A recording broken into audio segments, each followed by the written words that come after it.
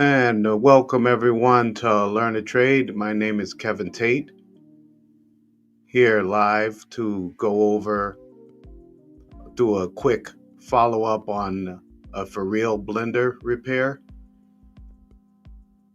I'm just going to stand by for a few minutes and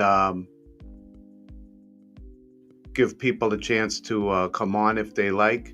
And also, I'm just going to go over this repair that I did on a for real. Most of you have seen it on the previous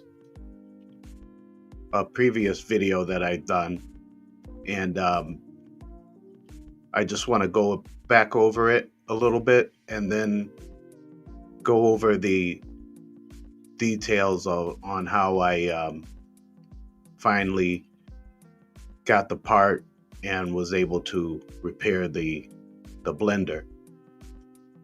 So let's just give it a few seconds, and then I'll get into it in a few minutes. Just be patient and stand by for a few.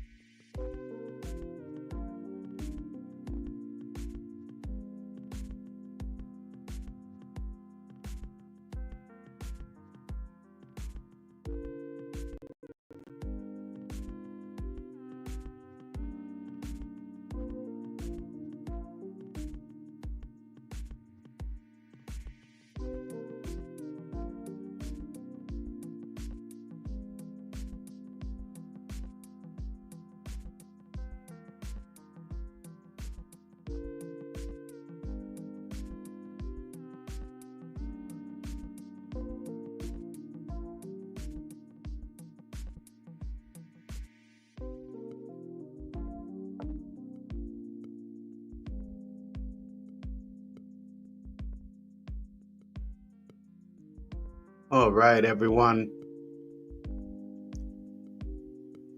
Welcome to Learn a Trade channel.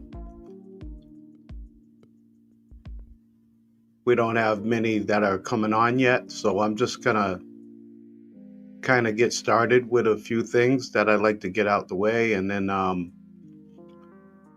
we'll get into that final repair that I did on the for real blender. This is the for real blender on the B6 model. And as you can see on the screen, I did put the for real tech support line is on there for you. You could take advantage of that. And I will also put the for real tech support text line on there.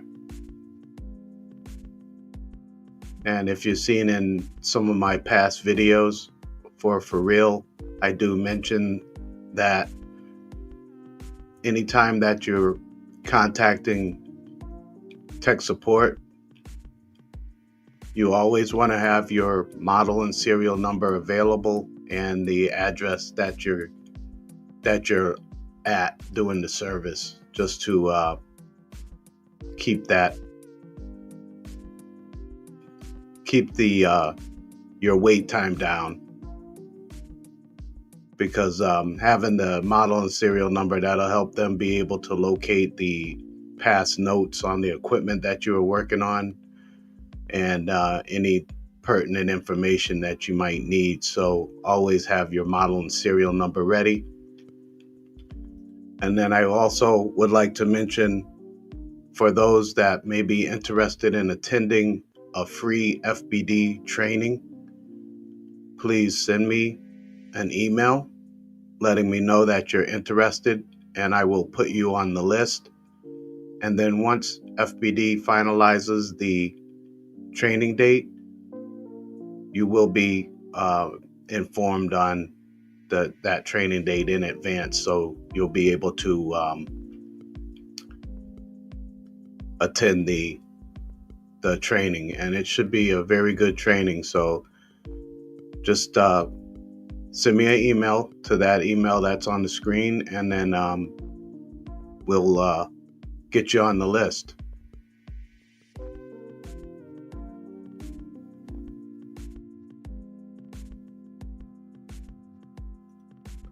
Just gonna leave that up there for a little bit there. But yeah, so let's get into it. I wanted to do a quick follow-up on a for real blender repair that I did. And for those of you that seen the previous video, I replaced a scour heater in the blender. The scour heater had a leak, and also there was a water line, inlet water line to the single inlet valve, the single solenoid valve. There was a puncture in that line, so I replaced that line, and I replaced the scour heater of the blender. And then when I powered it back up to test it out, once it got into sanitize mode and then it went into a deep clean, it only stayed in deep clean for a few seconds. And then I got an error that came up. It was an error 78. And that error 78 is that's a scour heater error. And the reason that error was coming up was because the high volt control board, the HVCB, they call it, but that's the high volt control board.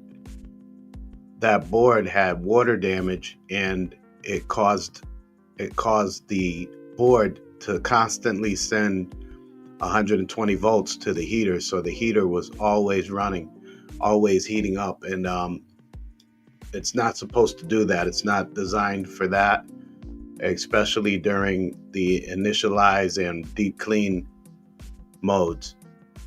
There should be no power going to the heaters at all. And on the for real, you have the scour heater, which is on the bottom, and then you have the steamer heater, which is on top.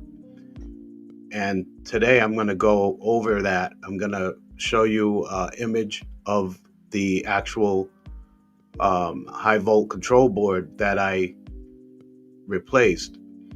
And I'm going to try to show you those test points where I test the control board to see if it's getting voltage or not. So we will go over that as well. But that's what I ended up having to replace. I had to replace the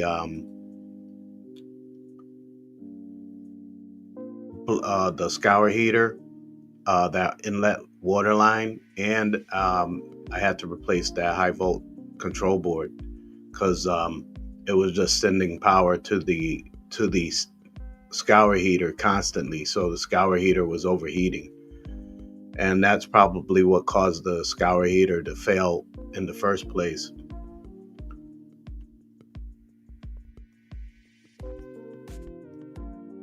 And this is what it says on there. Hopefully you could see that error code, EX78, and that EX78 is the code for a bad scour heater. So if you ever run into that and you're working on the For Real machine, you should try to remember that there's always going to be a QR code that comes up on the screen when the error comes up, and you can scan that QR code with your phone, and you'll be able to pull up a training video from For Real, and it will go through the whole process. It'll go through step by step on troubleshooting that particular issue. Okay, so keep that in mind if you're ever working on these, because it comes in handy. I like the way they did that.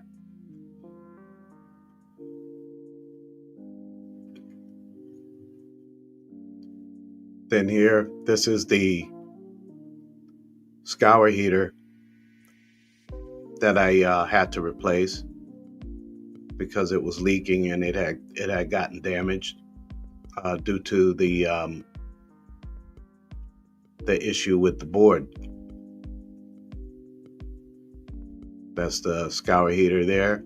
This is that inlet line that I had to replace also. Replace that inlet line on there. That's just another image showing you the inlet line where it was punctured at, right down below. So it just had water, was constantly coming out, almost, pretty much flooded the place in there. It's a little store. It's like a small mom and pop shop, and they just went wild when they couldn't stop that water from coming out. That was the front cover that had fell off when they were trying to shut off the water. I'm just going back through these briefly. And that's the whole setup. This is the wire that goes to that merchandiser that sits on top up top here. And I was able to get that wired back in, and then so now that lights up fine and everything. That was from an old video also. Yeah, so let me switch over and pull up this. See if I can pull up this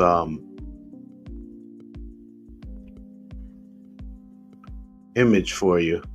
Give me 1 second.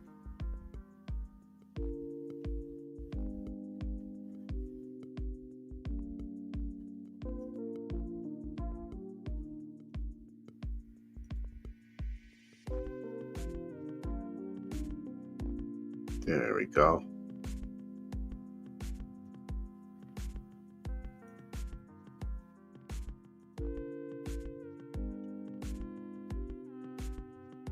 Yeah, right there. That's the board. That's the HVCB board, high volt circuit board. See if I can make that a little bigger. Just want to show you some things here. Okay, right here, this terminal right here, this is the heater terminal. Hopefully you can make it out, right? The first slot in the terminal, that's your ground.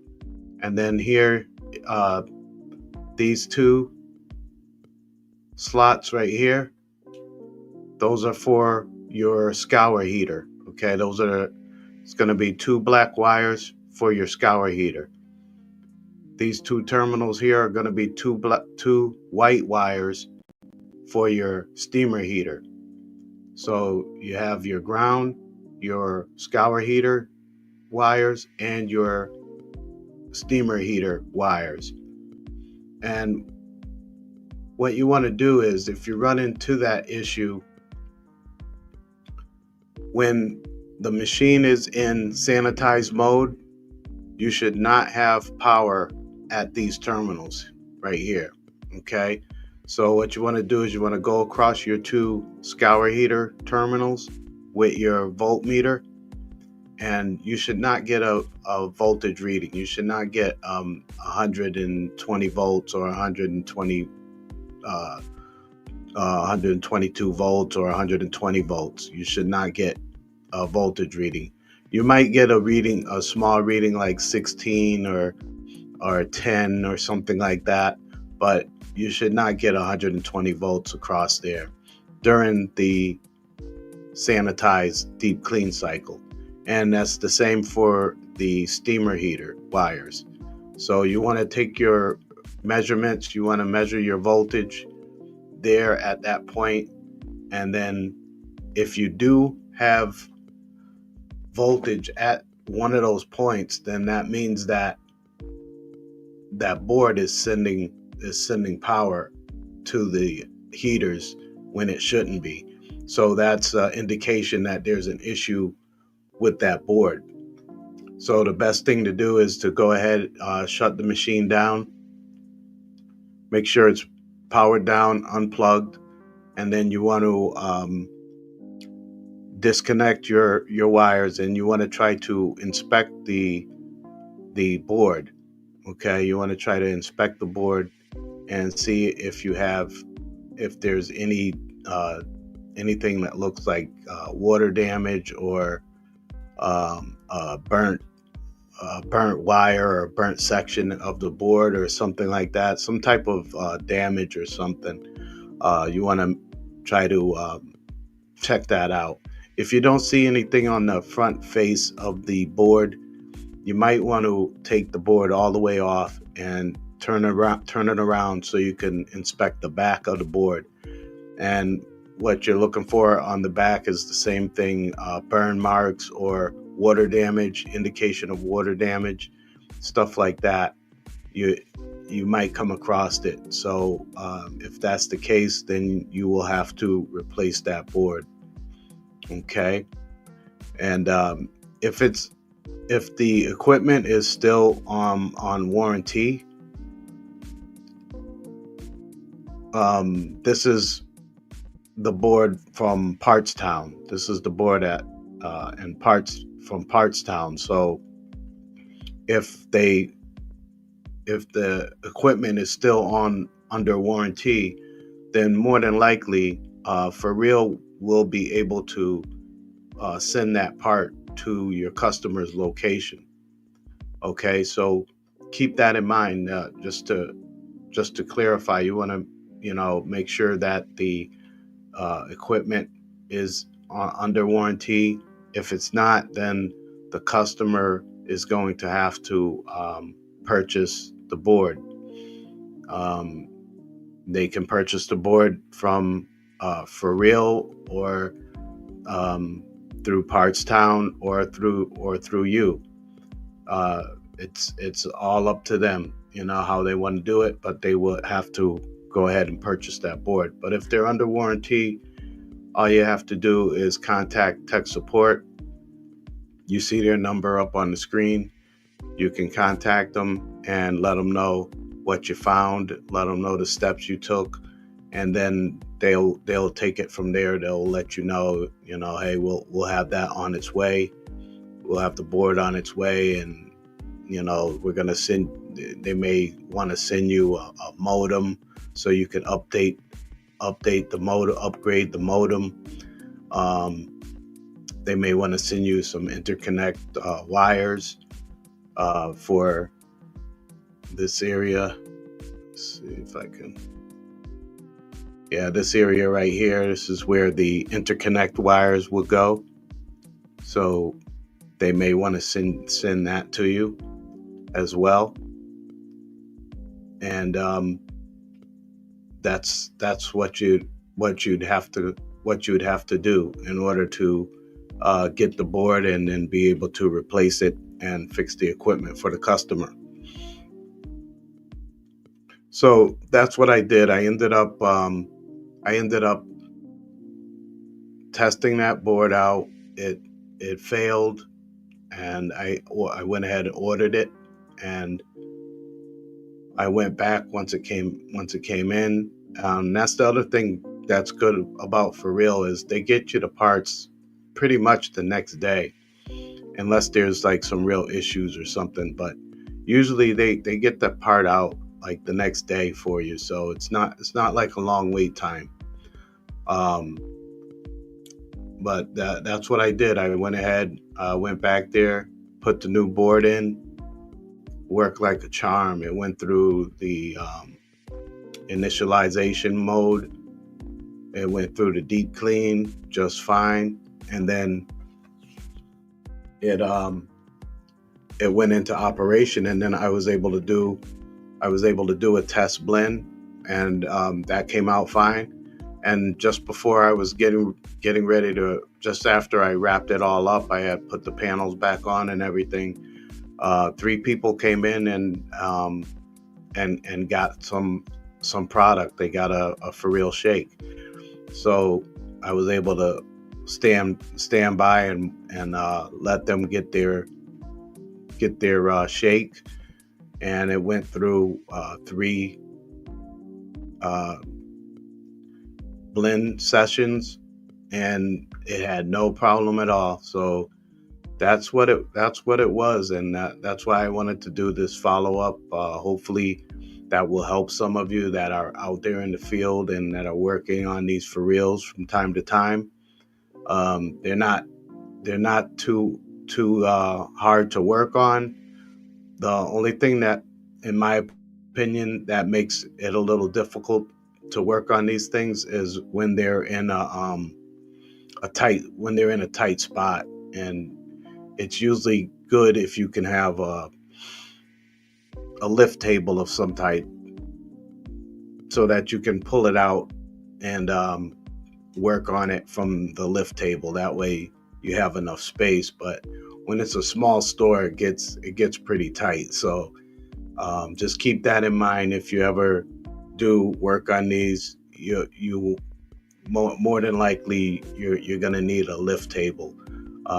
Some locations you'll have room where you'll be able to turn it whichever way you need to turn it to get the panels off or to get to the back of it and stuff like that. So just keep that in mind, and then hopefully this will be help to you all out there. Uh, I'm gonna wrap it up. This was just a quick follow up on this For Real blender.